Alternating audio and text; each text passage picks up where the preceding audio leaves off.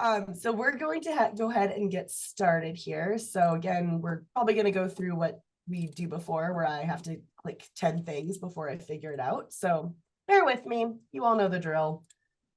Actually, is there anyone here that has not, this is like your first session? Is this anyone's first session? 6 a.m. in Qatar. Okay. 6 a.m. All right. That's still pretty early. Okay, noon in Chile. Oh, you're in Chile. Awesome. Yeah, again, is this 6 p.m.? So don't be sorry, Mary Jane. It's okay. I'll forgive you. So is this anyone's first session? Like, is there anyone here who has not been to any other session this week? I am very curious. I feel like everyone has been to at least one in here. But if you are new, please let me know. I will still go through our, housekeeping stuff as if it's our first time. But again, if it is anyone's first time, I'm just curious. You could put that in the chat. Don't feel like you're on this being put on the spot. You missed the first session, Preachy. Don't worry about it. I know you've been to some other ones, so you are familiar with my voice. That is really what I'm hoping to what I'm hoping to do is that nobody is startled by the fact that or maybe sick of my voice. I don't know. Maybe you are. Okay. So without further ado here, we are in the Healthy Minds and Bodies section of our Q&A series. So I'm pretty excited about this one. I think they're all very important, but this is the one that I really think, especially just the nature of arriving in Saskatchewan in winter, I think it's extra important that we note all these different services that we have available that are free. I'm going to make eye contact again, free to use, because let's just be real. The cold weather can be a little bit hard on us, whether that's mentally, emotionally, physically. That can be a little bit tricky. So I think of all times for us to really pay attention to these resources that we have at our disposal, it is now. And it isn't just that, we're also talking about student relations and health and safety, but we really can't expect success in academics without taking care of ourselves first. So thank you for coming to this session. I'm going to keep really, really emphasizing how important these services are. Everything is important, but this is just a different level, in my personal opinion. Okay. Okay, I'm just giving a nice hello. We love it. All right. So again, just a little bit of a housekeeping. Just make sure if you're not actively speaking that you are muted, just because then we don't have to hear a bunch of white noise. Maybe you sneeze, we don't have to all hear it, right? Of course, if I do open the floor for questions, feel free to turn your mic on and ask it vocally, but you can also use that chat feature. Ideally, throughout the entire session, if you do have some questions, maybe that aren't super pertinent to the thing we're talking about at the time, maybe one of our speakers can answer your question in the chat. It just depends, but we will definitely get to all of those questions. Just utilize that chat feature. And again, I know you know the drill. So we also want to make sure we're never recording any meetings without consent from everyone or letting everyone know. So this session is currently being recorded as we speak. If your video is off, you will not be in the recording. Do not worry. But if you do have your video on, just keep that in mind that you may show up in the recorded session that will eventually be on YouTube. Okay. So do anything embarrassing. Okay. I have to tell myself that. That's about it. I think we all know we don't have enough people in this to where, bandwidth is going to be affected by people having their videos on. So we're not going to worry about that. Okay. All right. And everyone can see it's just the presentation, right? There's nothing in the background. I've shared the wrong presentation before. So thank you, Nevada. Perfect. All right. So first things first, we will do our land acknowledgement. So once again, I will read it off and then explain why we do it. So first, I'd like to acknowledge that Saskatchewan Polytechnic is situated on Treaty 4 and Treaty 6 territories and the ancestral lands of the Cree, Saulteaux, Dene, Dakota, Lakota, and Nakota peoples and the traditional homeland of the Métis.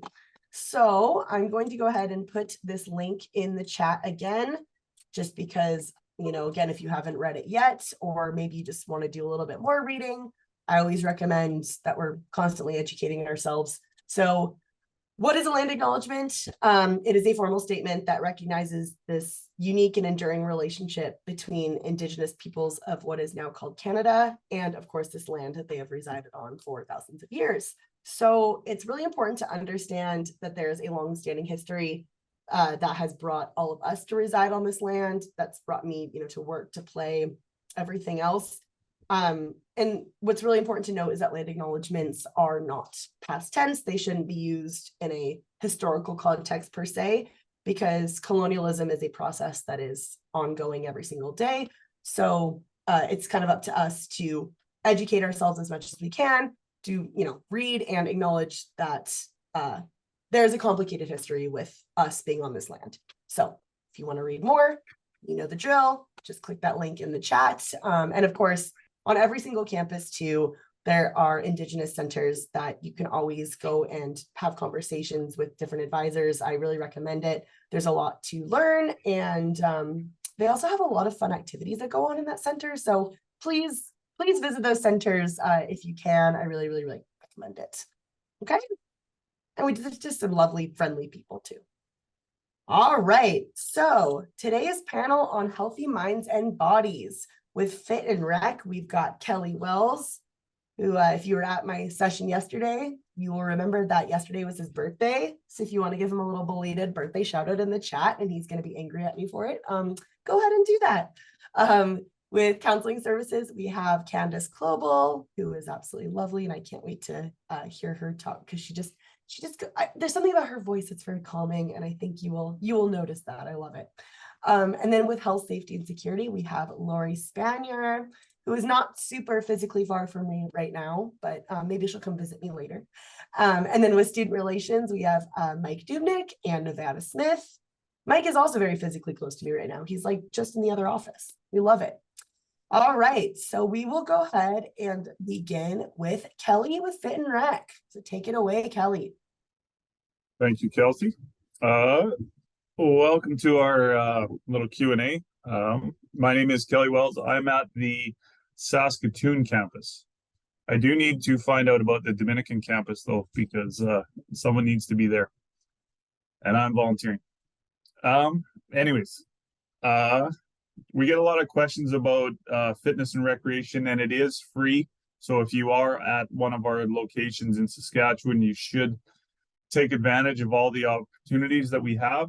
I'm just going to go down through the list of these questions that we have that we get asked quite a bit. First of all, does my campus have a gymnasium?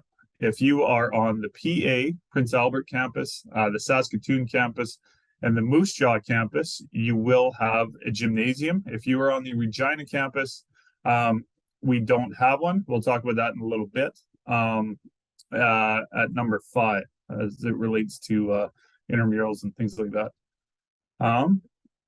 Where can I find fitness class schedules? You can find all our information on the webpage. You go to the homepage for Sask Polytech, and then under the student life banner, you're going to find fitness and recreation. That's where we are. Student services. Sorry, I'm drawing a blank on what it looks like right now. I can't remember the word there. If anybody knows, you can fire that in. Chat anyway, so don't. There we go. Yes, that works way better. Thank you, Kelsey. I should have thought of that too. Yeah, you can find our link and you'll find all our information there. You can do a virtual tour of our campus, of our fitness centers. At each location, gives you a rough idea of what things look like. It's actually quite a good little tour. I've taken all of the campuses, so it's good. And you do not have to pay for any of the fitness centers on any location. So all 4 locations, we have a ton of facilities for you guys to use, and it is free for students. As far as intramurals go, on the Prince Albert campus, the Saskatoon campus, and the Moose Jaw campus, we have intramurals on site. So on the main campus, we have intramurals going in our gymnasiums. If you're in Regina, you have the opportunity to join the intramural program at the U of R, which is just across Ring Road, if I'm not mistaken. It's not too far away. Not a bad little walk most days. Maybe not yesterday, but most days. And we have an agreement with them so that you can join a team or bring a team into intramurals and you can play in that, which is awesome. They have some great facilities as well. I've seen those and they are very nice. And then we round off with personalized training. If you have any questions, if you'd like a program, if you'd just like to learn how to use the equipment, you're a little intimidated by what the weight room or the cardio equipment looks like, and you're not quite sure, you haven't used it before, you can ask us questions. You can come get a full personalized program, which if you're out in the general public, you'd pay a lot of money for. As part of the Sask Polytech community, you get all that for free, and you have a resource at each of the locations. And each of us are a fitness expert, I would say.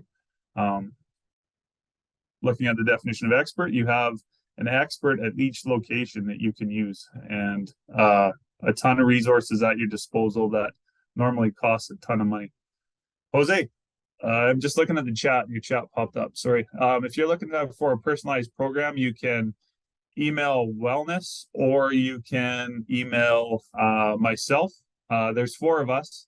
And if you are in the Dominican, we'll be doing it remotely, but you can email any of us. I'll throw my email in the chat right now, and we can chat about what you are looking for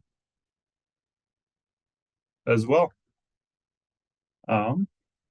Yeah, I guess this is the point to open up the floor to any questions you guys might have for me that haven't been scripted. Really good at the scripted stuff. So if you have anything else, you can throw that at me as well.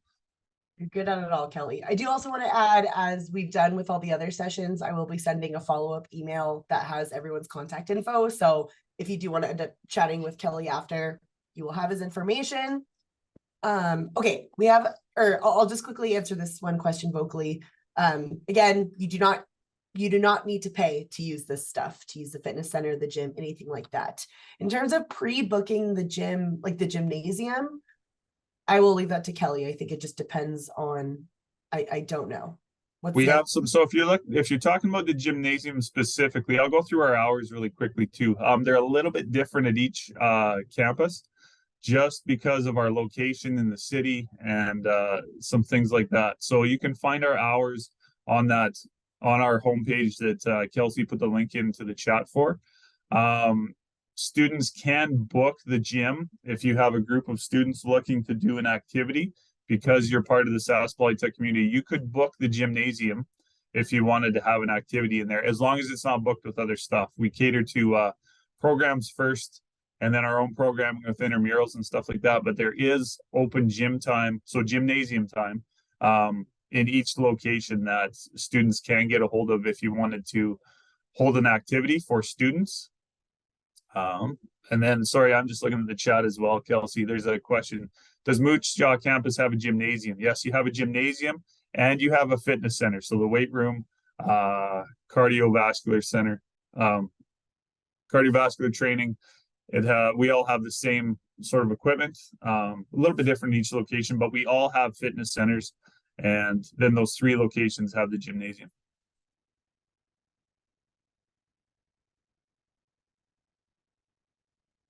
Anything else? Speak now or forever hold your peace. Just kidding, but my email's in the chat as well. If you ever have any questions about fitness and recreation, you can email it to me.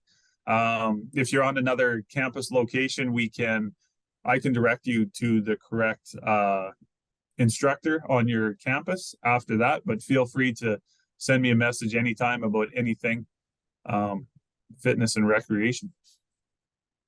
Yeah, while I have everyone, this is what the page looks like. So you can find that under student life, this tab. And again, if you've been at any of my other sessions, you know that you're probably sick of this tab because I'm like, student life tab, but I want you to remember. So if you click that, fitness and recreation's right here under on campus. You can find all that information here on intramurals, open gym times. Oh, and you can look. You can even see who's at your campus for personal consultations. Here's Kelly given the blue steel. Love it. But yeah, this is what the page looks like. I sent that link in the chat, and of course it will be in that follow-up email as well. All right. Anyone else have any questions for Kelly? If not, you know how to reach him. Yes, you do. Yes, you do. All right, Kelly, I think you were pretty thorough there, so we love it. Thank you so much. I know you have a class to teach, so if you need to go, no I worries. do. Thank you all for your time. Thank you, Kelsey. All right, see you, Kelly. Jose, I'll be in touch. Oh, well, He's coming to email the me and Dominican. then we'll chat. We'll chat about me coming out there for some one-on-one consultation. Yeah, Jose needs a one-on-one session right now. Go on to the Good. Dominican. Yeah. All right. Thanks, Perfect. See you. And yes, in the sun, Jose. Oh, you know, we're all a little jealous. All right, so let's go ahead and move on. We talked about physical wellness. Now let's talk about mental wellness with Candace. Good day. Hello. So to try to make this conversation feel a little bit more two-sided and not just me one-sided saying everything, this one's a little bit of participation for you fine folks, and I'm thankful for all you students who are here today, and just would like to talk to you on behalf of Counseling Services. So I'm Candace. I work at the Saskatoon campus location, and I am one counselor in a team of, there's approximately 20 counselors around the province. You can find a counselor at each campus location. And there are also Indigenous student counselors, which I'll get to later in the true and false. But just know that there is, I'm one of full team of caring and compassionate staff that really care about students. So I'm going to go through some true or false questions with you, and you can put your answers in the chat of what you think. So the true or false starts after our number one. So before we get into true and false, what do you think are some of the common reasons students come in for counseling? And either you could throw it in the chat, or if you'd like to unmute yourself, feel free to just kind of think like, why would somebody come in? What might they want to chat about? And I will say this, there's no bad answer. So any answer is probably going to be a good answer, but just thinking about what you can put in the chat right now about why somebody might come to counseling. Get the ball rolling. Feeling overwhelmed with school. Yes. Overwhelmed. If you're really stuck, a good hint for those who haven't put anything in the chat yet. There we go. Stress, big one. Yes, thank you. Got an answer. Hoping I'm going to get at least 3 or 4 more answers in the chat. But if Jose and Oluwami on the spot, because they've been my people who've been chatting. I'm putting you on the spot. Yes, holidays and being away from family. Thanks, Michael. That's a good one. Yeah. Thanks for colleagues. Could help you deal with your emotions. Yeah. Peer pressure might be something that you're going through. Sure. One hint I was going to say is Kelsey dropped our website in the chat, and we have a whole section on our it's kind of hidden though. I think it's hiding under, maybe it's under our FAQs on the website. It's not. But the very first question, what are common reasons students seek counseling, is under our FAQ section on the web page. So some of the ones that we have listed on the website, the very first one is abuse, and that can be any type of abuse, whether it's sexual, emotional, physical. Somebody put this in alphabetical order, but depression, absolutely. Academic and program needs. So sometimes if there's things going on with an instructor, or maybe there's things going on with a classmate, and you want some support navigating that kind of a situation. It could be basic needs. So basic needs, when I say basic needs, I'm talking about food, shelter, clothing.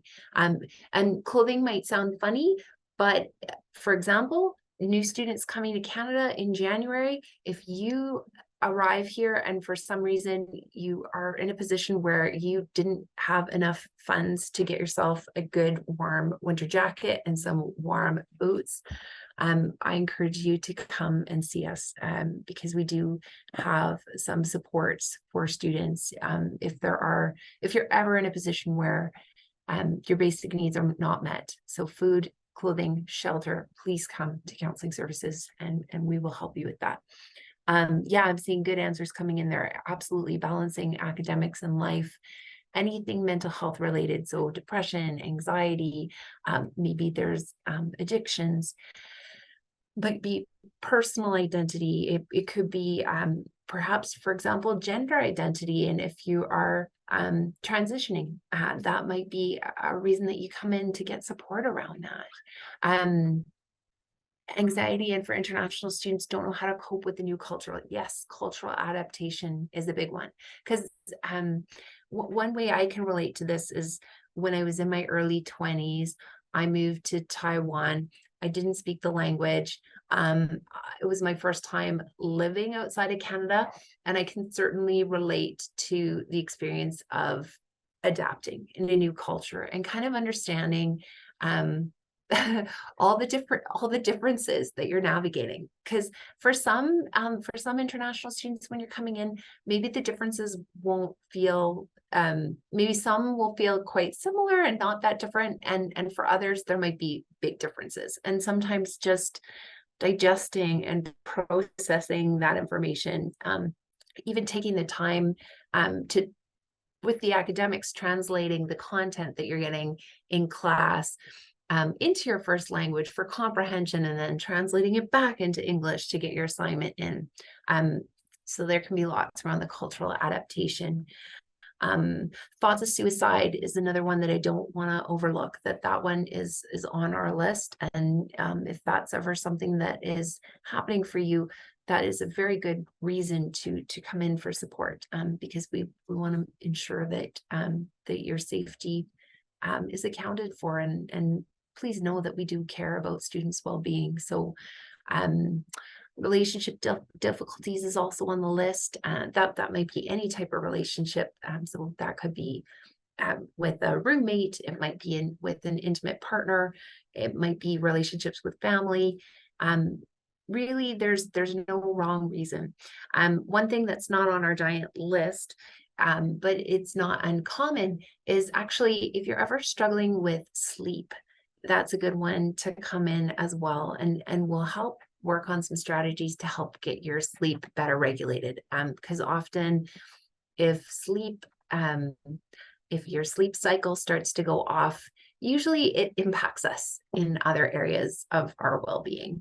I certainly know, I can attest to that personally. If my sleep's off and been interrupted, I certainly it starts to affect everything. I'm not quite as sharp as I sometimes can be if I'm well slept. So a couple last points I'll make, and then we'll go into true or false, because I feel like I'm talking a whole lot here. But what I want to say is there's no wrong or bad reason to come in. Even if for some reason you came in and it wasn't something that our area could help you with, we are going to point you in the right direction. So for example, if it was more an academic support that was needed, we're just going to help make a plan and find the right folks through learning services. Or perhaps if there's something more like a learning disability, we're going to get you connected with our other colleagues' accessibility services, and they can help with diagnosis, they can help with setting up educational accommodations. So no wrong or bad reason to come. And our jobs are to support you with any change that looks positive for you in whatever way you define that for your life. And that looks different from person to person. So true or false, I can go to counseling for a single appointment. What do you think? Write it in the chat. Give me your T's and F's. I'm going to wait till I see at least like 5 in the chat. I'm testing to see if you're not napping out there. I see one answer, true. Let's see. We're getting three trues. Come on, students, you can do this. Can't put it on the moderators. Okay, here we go. There we go. I'm seeing a few. Okay. Yes, the answer is true. It's your choice, right? So if sometimes maybe something happened and it's a single situation, maybe it's a one-time thing that you need some support around, you come in and you have a single appointment and you get back on track, and that was kind of all you needed. For other students, it might be ongoing. And basically, it's whatever works best for you. So for some students, we might meet weekly. For other students, we meet every second week. For some students, maybe once a month. And for others, maybe one single appointment was like, I got what I needed, and that helped me with my needs at that moment. Awesome. Okay, question 2. Everything that I discuss with my counselor is confidential. So confidential meaning does not get talked about, does not get disclosed, does not get spoken about with program heads, instructors. I saw 2 answers in there. 2 is true. Yeah. Good job. Awesome. Absolutely. You're all on the right track. So no tricks. Yes, that is true. Everything that you discuss with your counselor is confidential. When you come for a first appointment, any counselor that you meet with is going to review our informed consent in greater detail. There are 3 limits to confidentiality. Those 3 limits, number 1 is if you're at imminent risk to self-harm. So imminent risk of harm to self, imminent risk of harm to someone else. Or the 3rd example is if there's ever a subpoena from a court of law, then those are some of those exceptions to the rule. But they would, any counselor that you meet with would go over those exceptions to the rule. Outside of that, pretty much what is discussed stays within the space of our office and supporting you. Okay, question 3, and you're doing all great, by the way. Question 3, students' mental health is not connected to academics. There's not the connection there. True or false? Absolutely. Yeah. Thanks, guys. Exactly. Our mental health, absolutely. If we're going through things that are impacting us, it often does affect our academics. So another good reason to come in for some supports, if you ever are finding, gee, I'm going through a tough time right now, and I'm recognizing that because I'm going through a tougher time, I am seeing some results where this is affecting my academics. So good job. You're all doing great here. No, there's no tricks. You're doing good. All right. So here's another one. If my instructor tells me to go to counseling, I have to go. What do we think? True or false?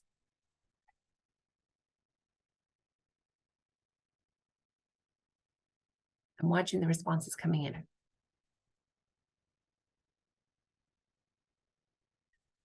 Kelsey's throwing up some doubt. False. Let's see. There's truths, there's false. What do we think? I see lots of truths, a couple falses. You're getting the hints from some stuff.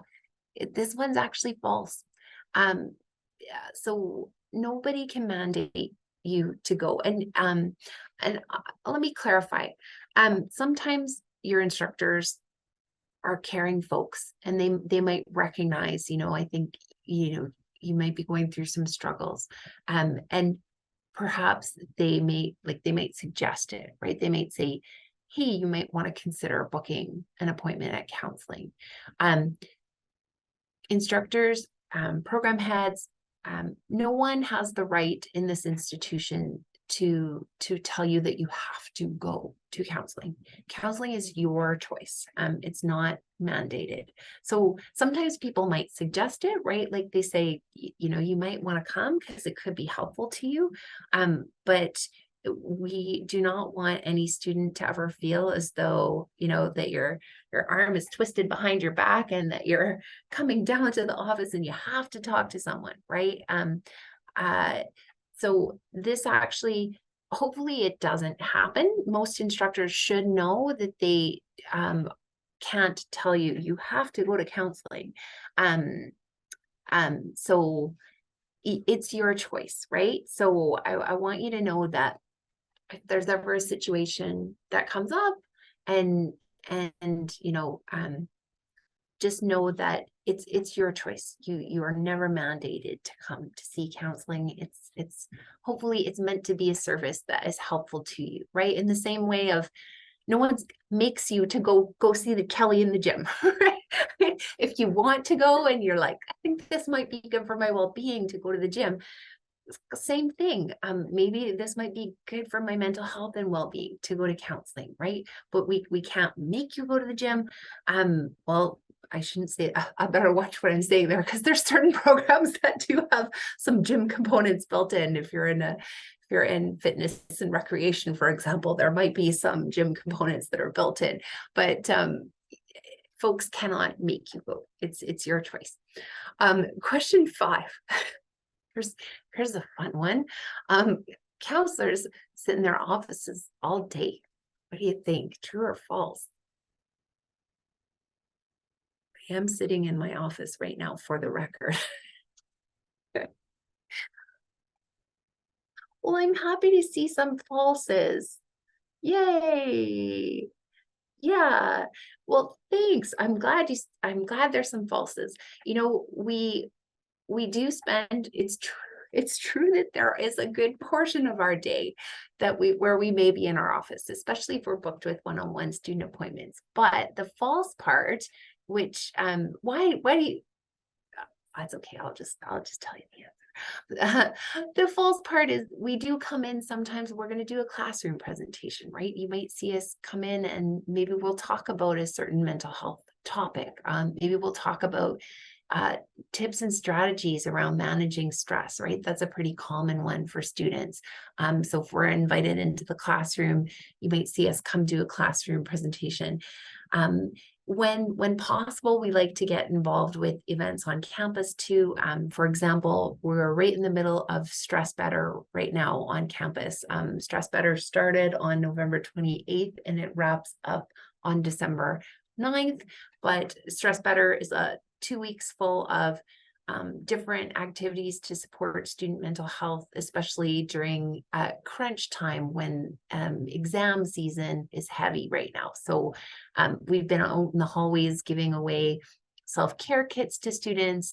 I was doing snowflakes earlier this week. We were making stress-free paper snowflakes. My colleague Sasha, she's from the Saskatoon campus as well. Her and I, we do mindfulness moments. I'm going to pop that in the chat. We do this every Wednesday, and this one is over Zoom. It is at over the lunch over noon, but that's built into our weekly schedule. So thanks. I'm glad that you got some falses. We do. I would say it's true for a good chunk of the time. We're not here all the time. We do go around campus and do other things. Okay, here's question 6. Counselors are unable to diagnose mental health conditions or learning disabilities. True or false?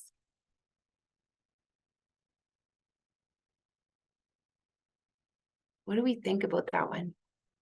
Are unable to, so we can't do it. Diagnose a mental health condition or a learning disability.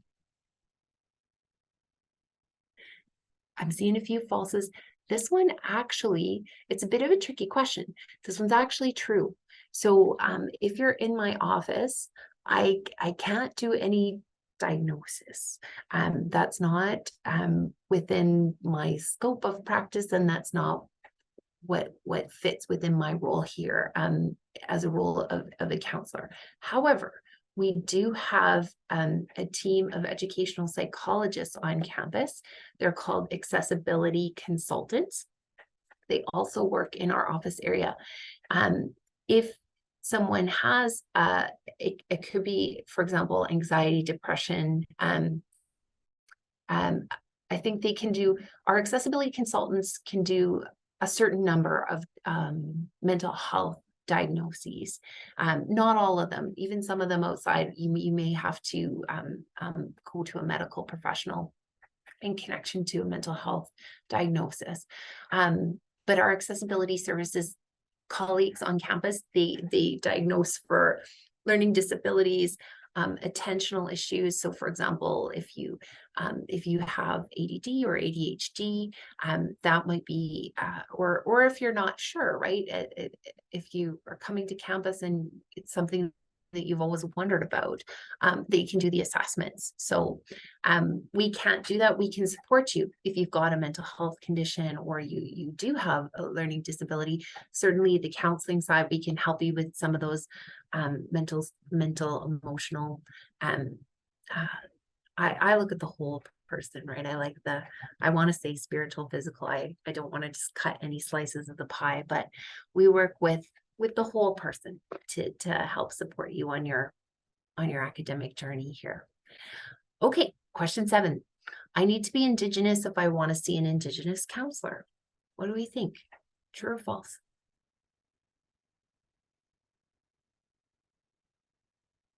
You see it false? False? Excellent.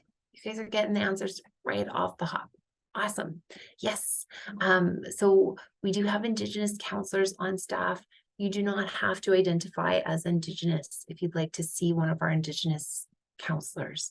And vice versa, the opposite applies. So for example, if we did have Indigenous students in the room, you are not obligated to see an Indigenous counselor if you'd like to see someone else. But just know that it's a great option and complement that we have on the team. And if you want to have a little bit more of culturally based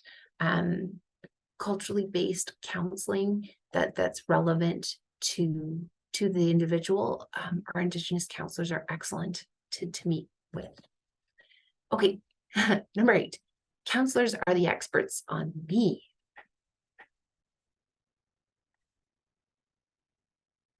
So watching, well, thank goodness I'm getting, oh, I see. Tamara, I can't be the expert on you. I'm getting some, mostly, yeah, this one's false. You know what? You're the expert of you. You know your own self the very best.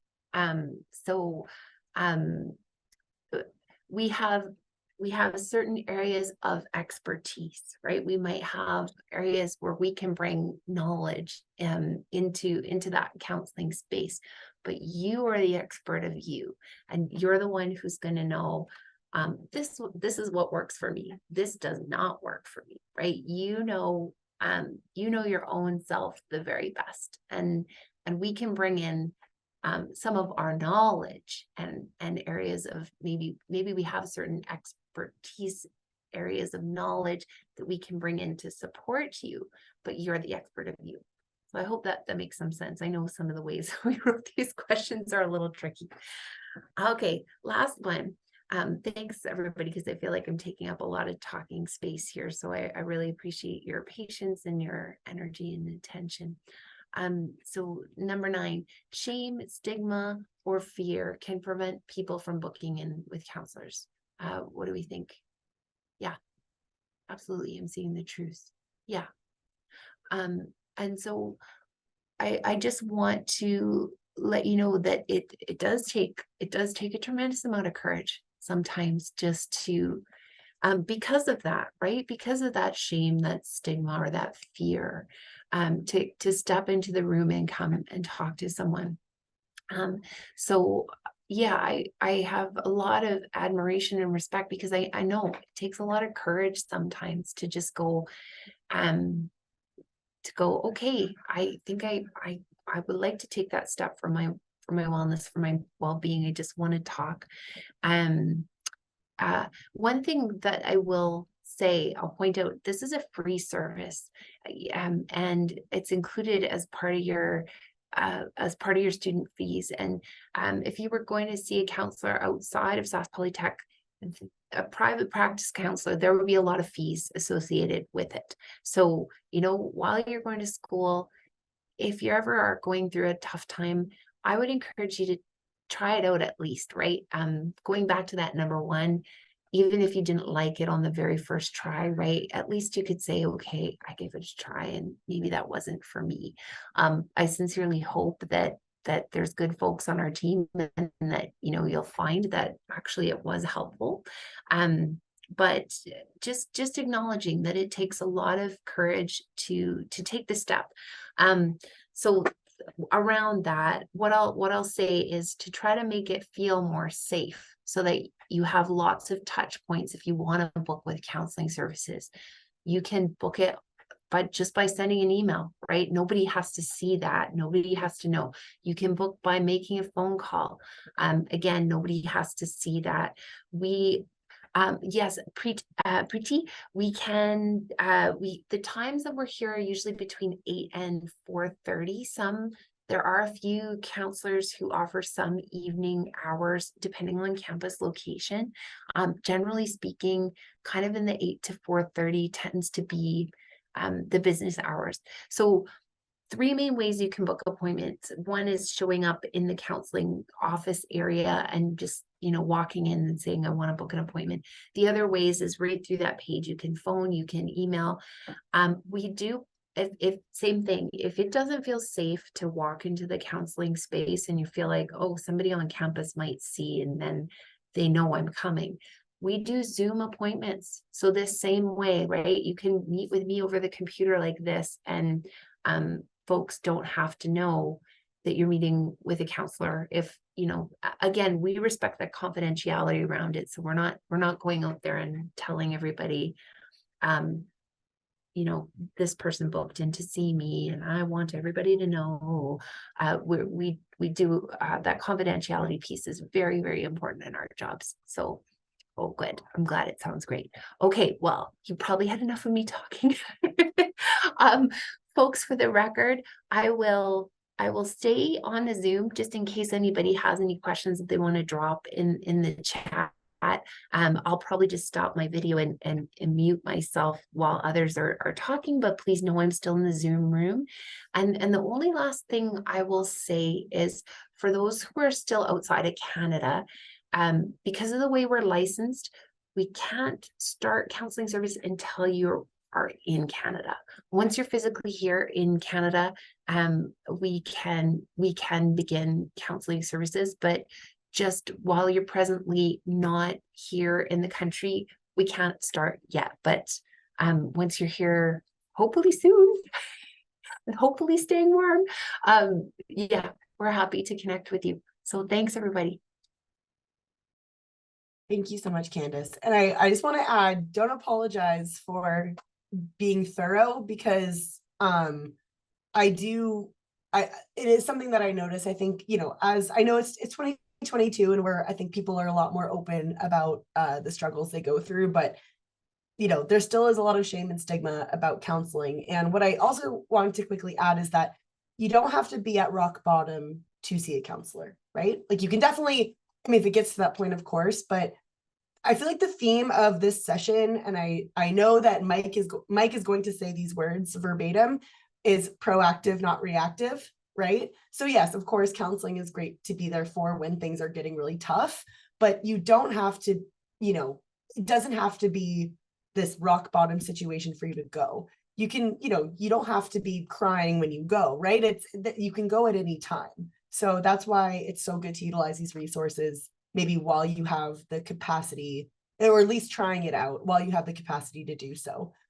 So I just wanted to add that. Don't feel like you have to be at an extreme. Such a great point, Kelsey. Thank you so much. I really appreciate that, because I always say you don't have to be sad to see me. I'm happy to see happy students too. Yes, thank you for adding that. Exactly. Even if it's just something kind of little, don't let it build, because sometimes if we let things sit for too long and it's been bothering us, and then it was this big and then now it's this big and then it gets bigger. So yeah, good point. Thank you, Kelsey. Yeah, be proactive. Come in when it still feels small and not that, you know, not too big. And Yeah, we're happy to see you all at any moment. So please know all is welcome. All right. Thank you so much, Candace. You are a rock star. And again, Candace will be in here, as she said. So if you have other questions you wanted to maybe ask in the chat as we go through our other speakers, then please feel free to do so. Okay. All right. So we're going to now move on to my pal, Lori, with Health, Safety, and Security. So take it away, Lori. Thanks, Kels.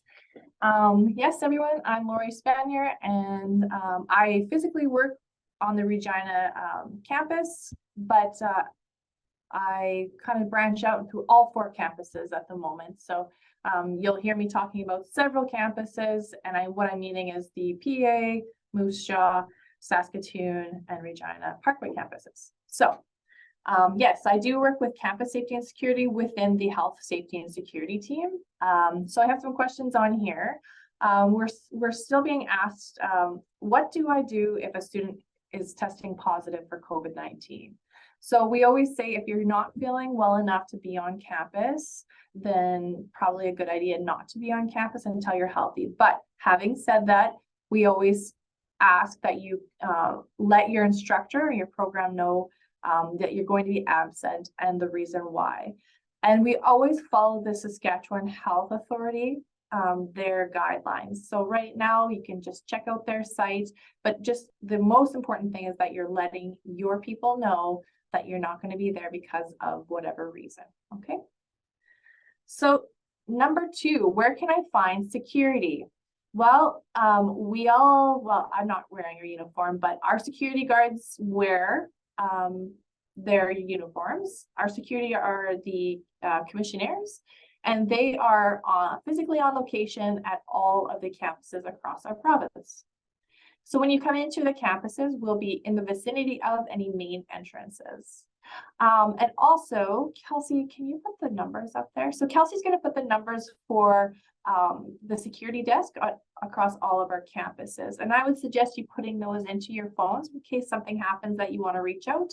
And just, we'll talk about reporting in a second. Thanks, Kelsey. So it's in the chat now. So where can I report a disturbing behavior, theft, vandalism, or an emergency? Okay, so we're going to break this one down a little bit. You're just seeing an odd or disturbing behavior or something suspicious, always call your campus safety and security desk. So the numbers that Kelsey just put in the chat. And you become a victim of theft, or if you've seen a theft, you're always going to call campus safety and security at the security desk. Okay. And report what you've seen. So your location. So I'm in Saskatoon campus. I'm near the bookstore. I saw somebody take a book without paying, or somebody's taken a backpack that was sitting in the hallway. And the vigilance we appreciate so much because it is our campus and we want to make sure that everybody's safe. Okay. So then vandalism. So you see some graffiti or a broken window or something like that, we're always going to investigate. So again, you're going to call your security desk. So in an emergency, thanks, Kels. We are going, if it's somebody's really ill, we need to get them assistance. We're going to call 911. Okay, you're going to call 911. Okay, it's better if you're in the area, you see what's going on, instead of calling the desk, right? Because we're just going to tell you call 911. Okay. Again, you're going to tell the operator on the line where your location is, what's going on, what campus you're at, and when it's safe to do so, ask somebody else to contact the security desk. Okay. Lovely. Okay, so what services does the health, safety, and security team offer the students? So we have a variety of different things. When you're on campus, we provide a safe walk. If you're not feeling super comfortable about walking outside, you're a little bit concerned about the location or whatever, we want to provide a safe environment. So again, you're going to call your security desk and ask for a safe walk. And what we'll do, we'll walk with you or the vicinity of, if you don't want to, be right next to somebody walking. So we can watch you, we can escort you to your vehicle or bus stop, or another building, okay? So what's important to know with this, we don't leave our campus. So if Mike was gonna ask me, hey, I need a safe walk to go to my house. Well, I know Mike doesn't live on campus, so we wouldn't be able to provide that. We will do as far as we can with on the proximity of our properties. We won't cross the streets, but we will stay on our property and watch you for as long as you get to your destination, your vehicle location nearby, or another building. Make sense? Perfect. Yes, somebody just put battery boosts are available. So yesterday, Saskatchewan was very, very cold. So a lot of our students that drive to campus, if you don't plug your vehicle in, they won't start due to the extreme cold weather. So the program that we have is a booster program. Your vehicle's not going to start. You're going to call the campus security desk and you're going to ask for a booster. You're going to tell them where you're located, the description of your vehicle, license plate's helpful as well, but whatever. And then we will come out with the booster pack. The important thing is we will not put the booster cables on your battery. That's going to be your job. We'll tell you how to do it. We'll support you in every way, but we won't do that. Okay. What else did I forget there? One thing that is happening, campus safety and security, and maybe Nevada and Mike might talk about it, but we also do some education. And what we're really striving towards, one of our goals is to bring awareness to sexual violence, awareness, prevention, reporting, all of the things. So we have a thing we call it upstander training. So that's available to all campuses across all of our great institutions. And we work with a external stakeholder with the YWCA. And we talk about like being a good bystander, what that means, how to report, a lot of microaggressions, how to respond in a safe way. So be on the lookout for some of those things that are coming up. The next one, Mike, and Nevada is November the 11th, correct? And that one is, oh, they're always saying something. Probably not November, December. Did I say January? I don't know why I said November. So January 11th, and that one's going to be on Zoom. Thanks, Nevada. Okay. So if someone is, oh, we didn't talk about the yellow boxes. So these little alert us boxes you'll see will be physically on location at all of our campuses. And what it says is an alert. And so this one that Kelsey's put on here has been lit up. So what happens is if we see something that's imminent threat, and what we mean by imminent threat, that there's a tornado, there's a fire, there's a shooter on campus, you're going to look at these when they're beeping and all the things, telling you what to do. You're going to follow the directions on the alert us box. Okay. So that's what you'll see. We'll be testing those in January as well. So there'll be some communication that comes out to the students. Okay. What do you do when someone's experiencing a medical emergency? So we kind of talked about that earlier. What you're going to do is make sure the area is safe before you go into that area. You're going to make sure that somebody is calling 911, and you're going to ask, has 911 been called? If not, you're going to do so. You're going to tell that operator what's going on, where you're at, and what you're seeing. If you can, and it's safe to do so, proceed. If not, you're going to call 911 or the security desk and let them know what's going on. Okay. And what do you do when a fire alarm sounds? Okay, so some of our campuses have an auto box saying there's a fire alarm, please leave. You're going to go out your nearest exit. Okay. When the fire alarm sounds, basically you're going to follow the herd of people. We're going to get outside and make sure that we're in a safe location. Okay. And then the emergency warden, somebody wearing a really fancy yellow vest, which may be me, will let you know when it's safe to proceed back into the campuses. Okay. I haven't been watching the chat, but I saw a few things. No, it's mainly just been kind of informative. We haven't had any questions quite yet. That's okay. Yeah, so the best thing for you going forward is we hope that you'll interact with us. We're not scary people. Yes, we do wear a uniform, but we are very approachable people, and we are here to help you. Thank you for your time. All right, do we have any questions for Lori? I will add, if you weren't looking at the chat, Nevada sent the registration form for that upstandard training in January. So thank you for that, Nevada. And you will receive emails about this stuff too. Just make sure you're checking your Sask Polytech emails, not your personal emails, your Sask Polytech emails. You will get all this information as well. So do we have any questions at all? Lori, you were very thorough, so I won't be surprised if there are no questions. I don't feel bad about not getting any questions either. Of course, if you do end up thinking of something, you can send that in the chat. And if Lori is able, she will answer it in the chat. But of course, you will get that follow-up email too with more information here. So thank you so much, Lori. You rocked it. All right, so let's go ahead and move on. Last but certainly not least, with student relations, we have Mike and Nevada. So take it away, you two. How's everyone doing today? Good.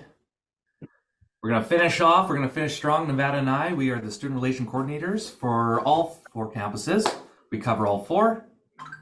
Before I get started, I noticed someone was in Qatar, and I just want to know how they're enjoying the World Cup and how everything's doing there. I'm so jealous. Right? We've been watching it on the big screen here. I will say that we do have it on the big screen, which is awesome in our student lounges on all 4 campuses. I know we're rooting for Canada, but hey, 2026, that's what I'm hoping for. We're getting there. So really excited about that for sure. So I'm going to introduce myself. I'm Mike, my colleague Nevada. I'll let Nevada take it away. She's going to answer question number 1 for you and who we are. And yeah. Thanks. So my name is Nevada. As Mike said, I am a student relations coordinator. So I am located at the Saskatoon campus. So when there are things in person that come to us, I'm usually Saskatoon and Prince Albert, whereas Mike gets to handle more in person for Regina and Moose Jaw campuses. But we help with everything. So we're always those spaces that you can go to. Specifically, if there's behavior that is making you uncomfortable or is making you feel unsafe. Now, when we talk about those kind of things, we work really closely with Lori's team, so with campus safety and security, because all of those things that she talked about, if you see a theft or if there's an emergency or anything to do with immediate safety, you always should go to their team first. So we are the people that you come to handle things afterwards. So to deal with conflicts around bullying, discrimination, verbal assault, any of those different types of behavior. It might be something that has happened to you. It might be something that you witnessed. And what would happen is you'd be able to come to us and we would go through that with you.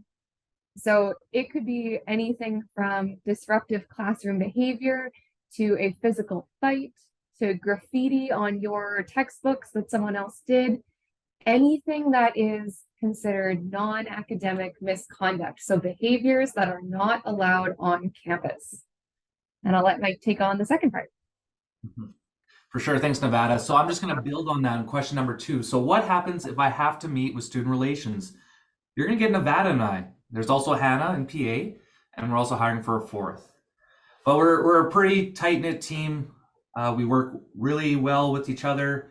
We're always in constant communication. So you're either going to be a complainant or a respondent. So if you're a complainant, you're coming to us with you witness behavior. So you might witness some bullying. You might witness that discrimination. You might witness something in the classroom. Something might happen to you. In that case, you're going to come to Nevada and I. We're going to discuss, and then we're going to discuss your options. I want to stress here that if you do meet with us, it doesn't mean we go forward with anything. And I always say to every student, and Nevada will say the same thing, is that you're in the driver's seat. Okay? So you might just want to air something off your chest, get it to us, and then you might say, hey, you know what? I just want to sit and think on this. That's cool. We're not here to pressure you, to force you to do anything that you wouldn't want to do. But just know that if you do come to us, we're going to give you a whole list of options, and there's no time stamp on it. Okay? If you're the respondent in this case, so maybe you're the one unfortunately doing this kind of behavior, right? So that behavior that we don't allow on campus, probably not within society as well. Okay? So I don't want to stress you and say, okay, you're meeting with us. I always joke around and always say, if you're meeting with us, it's probably not a good thing. Okay? And we joke around about it, but it usually has to do with behavior that's probably unacceptable. Okay? So we're going to go through the process. Nevada will go through the due process. But just know that we're all about learning opportunities here at Sask Polytech. So we're an educational institution. As such, we want to correct that behavior and make sure that when you're going out into the world, we're actually bettering or enhancing your behaviors, and we're creating the best possible citizens going out into the workforce. Okay, so we're always about learning opportunities here. And these are transferable skills. So these are skills that you're going to take, hopefully, like I said, with some learning and some corrective action that you're going to be able to translate into the working environment. So in short, when you do meet with us, I just want you to know we are the friendly faces, but we do have a whole list of sanctions that we do or that we administer that's proportionate to that of the behavior or the crime. We don't use crime. Let's watch that language. The behavior, okay, the unacceptable behavior. And I'll let Nevada explain what is due process. Awesome. So as Mike said, you might meet with us for a couple different reasons. You might be the person that is bringing a complaint forward or a concern forward, or you might be the person that there has been a complaint or a concern with. So in that process, we actually do a full investigation. So we're not just going to have someone come in and say, you know, Mike punched a locker, I saw it happen, he's guilty. We're going to make sure that we get all of the facts through our investigation. So we know more likely than not what actually happened in that situation. So with our due process, we make sure that we follow what's called the principles of procedural fairness.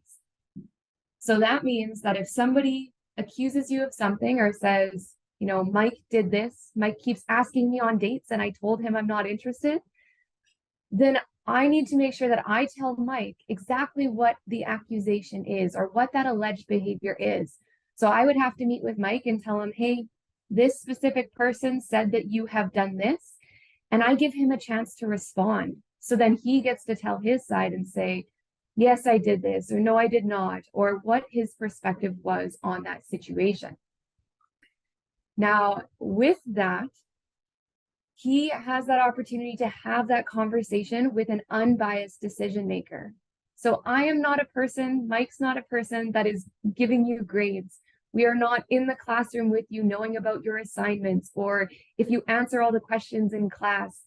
So we get to be unbiased. We get to be a complete different third party to get all of the information. If we get all of that information and we come to a decision, that decision might be that, yes, this person did this behavior. It is against the code of conduct. And so they are accountable for that action. If that's the case, they get to know why. I don't get to just say that you're accountable, you did it because I said so. I have to say this is the evidence that showed how I got to my decision. And with that, if I impose a sanction, so as Mike mentioned, we try to be educational. We want you to understand why certain things aren't okay on campus or in your classes so that you can change behaviors going forward and be more successful. So if I come up with a sanction or a consequence or an outcome, we don't like to use the word punishment, but sometimes that's how people understand it as. I can't just say that you are now on a behavior contract because I said so, right? I have to tell you about the reasons that I got to that decision.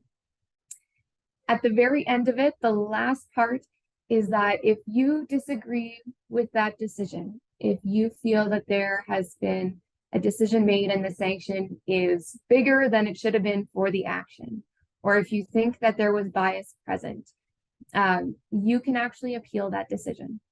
So it is within your right to do that. There are certain processes, and we always keep students informed of how to do that if they want to pursue that option. But those are the 4 things.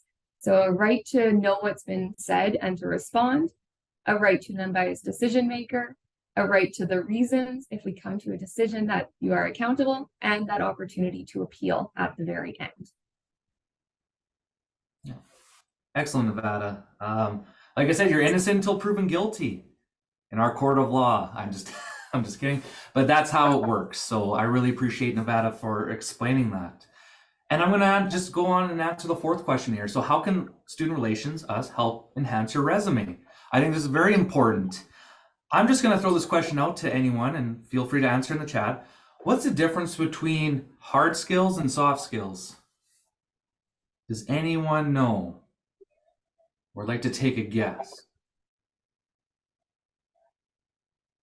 Another way that you might have heard that phrased is maybe technical skills and soft skills. Mm-hmm. Right? So what might be some of those differences if you can think of some ideas? And if not, that's cool. That's why we're here. We're going to go over it and how we can help with that. Okay.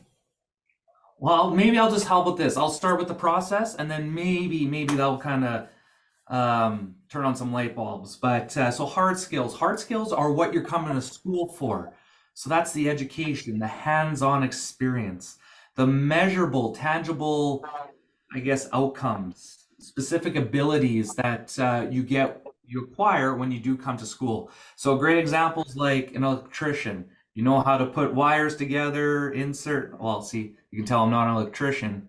I'd probably set a house on fire, okay? So I don't know the technical skills on how to put the wires and how to connect all the circuits. I learned that in grade 6, I don't know. But so that would be it. Another example would be a doctor. So doctor, you learn hard skills on how to open up a chest and take a heart out, doing heart surgery. Okay, so those are technical hard skills. You go to an educational institution to acquire those, and that's why you would be applying here, right? To come and learn those hard skills, which is a great thing. However, what's coming more, I think compared to 30 years ago to now are the soft skills.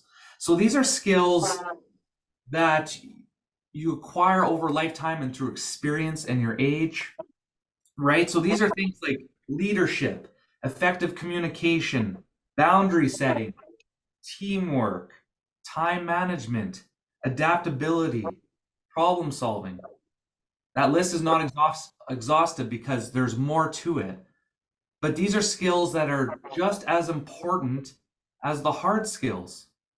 Because you can have all the hard skills in the world, but if you're unable to meet deadlines or you're unable to work effectively with a team, you're probably not going to get that job, or you're probably going to have that job for just a short amount of time and then be relieved of your duties. Okay, so a great example is if, like I said, if you're not meeting those deadlines or you're always late to work, that's something that maybe is a time management issue that must be addressed and adapted, right? Because like I said, employers don't like when you're always late for work or if you can't meet those certain deadlines, right? So how do we at Student Relations help with that? So we actually go into the classroom or the program, and we'll offer presentations on, things like boundary setting, time management, professionalism in the workplace. Okay. We also offer courses in academic integrity, respect in the workplace, and we've mentioned it before, but the upstander training. Okay, so that, for instance, that upstander training is on January 11th at 3:30 p.m. So you come to that, you participate, and now you can put that on your resume that, hey, I took upstander training. Okay, I took that academic integrity course. I was part of that boundary setting presentation that Mike Nevada put on. And because of that, employers are going to look at that and say, hey, you know what? This person not only has the technical skills from Sask Polytech, which I think are top-notch skills, on top of that, they also have the soft skills that they can work in a team, have the time management, are adaptable. And that's what employers are looking for now. They're looking for adaptability. We're a very fluid, right, society where we're looking for those skills that we can adapt, right, and we can learn on the fly, and that we're effective communicators, and that we can work well in a team. So that's how us as student relations, we can help you with that. And that's how we can enhance your resume. So I think with everything, yeah. Does anyone have any questions or concerns? Anything that wasn't really addressed that you feel like that we could address? I have a quick question, just because I know I sort of hinted at this when we were talking with Laura Leslie with the SPSA. What do you recommend if someone isn't sure where to go between, you know, the SPSA advocate and student relations? Like for whatever issue that might arise, if they're not sure which place to go. Like what should they know? I can take that one if you want. So one of the nice things with all of these different support units, and so the SPSA advocate is the Saskatchewan Polytechnic Student Association student advocate. So they're a person that can be a support person for you, help you with appeal processes, all of those kind of things. The great thing is that we are all very connected. So if you kind of have an inkling that, you know, this is a conflict thing, it's interpersonal, I'm having problems with another person, you could always start with us. In our conversation, if we figure out that, you know, you actually maybe need the support of the advocate, or maybe you need campus safety, or maybe you need counseling services, we will make sure that you get to the correct place. So same thing if you were to go to them first. If you went to the SPSA student advocate and said, you know, these are the issues I'm having, I think, you know, maybe there's a policy violation, I want it to be investigated, they might tell you that, okay, they can be a support person for you through this process, but you should meet with student relations and you should come and talk to our team. So no matter what, reaching out in general is the correct first step. We will get you to the right place. Generally, if you need someone about policy or investigation type things, you're going to default towards student relations. If you're looking for a support person, student advocate is generally a good first step. Does that answer things, Kels? Yeah, the way I feel like a common theme here, and once again, I think most of you, if not all of you, have been in multiple sessions. There's really not a wrong person to ask. You know, going back to what we talked about yesterday, that foundation of Mio Wakotuin, that Cree term that we talked about that means good relations, what that really encompasses this holistic approach that Saskatchewan Polytechnic has. Everyone knows each other and works with each other. You know, yes, there are different departments, but they're not all mutually exclusive, right? There's some overlap and a lot of conversation. So no matter who you ask, that you will get to the right place. It's just about asking, right? So, you know, if you, and I always say, not to, you know, I have to advertise it, but I always say, if you're just not really sure even where to start, just email student engagement, and then we can just kind of send you on your way. It's just a safe place to start, but yeah. I would like to add, sorry, just the last thing, Kelsey, and I appreciate that. It's always taking that proactive approach instead of reactive approach, right? So reaching out to one of us friendly faces. If you ever see us in the hallways or you have our email, right? We'll always, like I said, we'll always get you that right person, but it's always taking that proactive first step. Yeah, I'm surprised he didn't say it earlier, to be honest. Oh, and then Nevada did put in contact information for student relations in the chat. And once again, you will have that email after this that has more information as well. So you will not be left in the dark. Perfect. Thank you, Nevada. It's a great comprehensive list. Love it. Okay, so do we have any other questions for anyone here with the exception of Kelly? Because he has class that he had to teach. Let's go to our next slide here. Oh yeah, had to show you again, student life tab, right? When in doubt, go to the student life tab. Most information that you might need is under there, but you can also use that search button, which is in the corner that I cropped out. Oh yeah, don't worry about that. We've talked about orientation enough. I just have it in here. All right. If nobody has any other questions, then I think we could wrap. I can give you 11 minutes of your life back. Some of you need to go to bed because it is a little late where you are. I am sorry. And while we're here too, here, I'll stop sharing my screen. So while we're here too, there are 2 final sessions for Q&A. So there's one at 3 p.m. today, obviously Saskatchewan time. I wish I could tell you what time that will be for everyone else, but I think you all know what it is. You've all been on time. So make sure to come to that. That is on career and employment services and student awards.